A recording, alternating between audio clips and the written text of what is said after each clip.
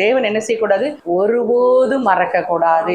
சில அற்புதம் தாமதமாகலாம், சில காரியம் தாமதம் ஆகணும், உடனே தேவன் என்ன செய்யக்கூடாது, மறந்து விடக்கூடாது. அவரை என்னாலும் நினைத்து விடணும். அல்லேலூயா.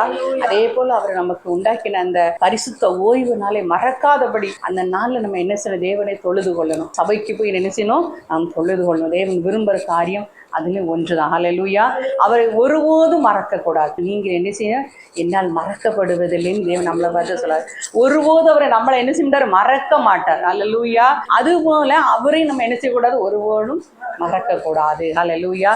மறவாதபடி என்ன செய்யணுமா, எச்சரிக்கையாரு. அல்லேலூயா. அவருக்கு செலுத்த வேண்டிய நேரங்கள், துதிக்கும் நேரம், ஒரு நாளைக்கு நம்ம என்ன செய்யணும், தேவனை துதிக்கக்கூடிய நேரத்தை ஒதுக்கணும். அப்புறம் அவரை ஆராதிக்கக்கூடிய நேரத்தை ஒதுக்கணும். ஜபிக்கக்கூடிய நேரத்தை ஒதுக்கணும். பைபிள் வாசிக்கக்கூடிய நேரத்தை ஒதுக்கணும். நம்ம இதை விட்டு என்ன செஞ்சிடக்கூடாது, மறந்துடக்கூடாது. அல்லேலூயா. அதான் அவரோடு நம்ம என்ன செய்யணும், நேரத்தை செலவு பண்ண வேண்டும். அதை நம்ம என்ன செய்யணும், மறந்துடக்கூடாது. ஜபிக்க மறந்தாலே அவரோடு அந்த கனெக்ஷன் என்ன செய்ய விட்டு போயிடும். அல்லேலூயா. அல்லேலூயா. பாருங்க, உபாகம் 8:11 அவர் நமக்கு விதிக்கிற அவருடைய கற்பனைகளையும் நியாயங்களையும் கட்டளைகளையும் கை கொள்ளாமல் போகாதபடி எச்சரிக்கையாரு. அவர் நமக்கு என்னெல்லாம் சொல்லியிருக்கிறாரோ அதெல்லாம் நம்ம என்ன செய்யணும், கை கொள்ள வேண்டும். அல்லேலூயா. அதை மறந்து போகக்கூடாது. அல்லேலூயா.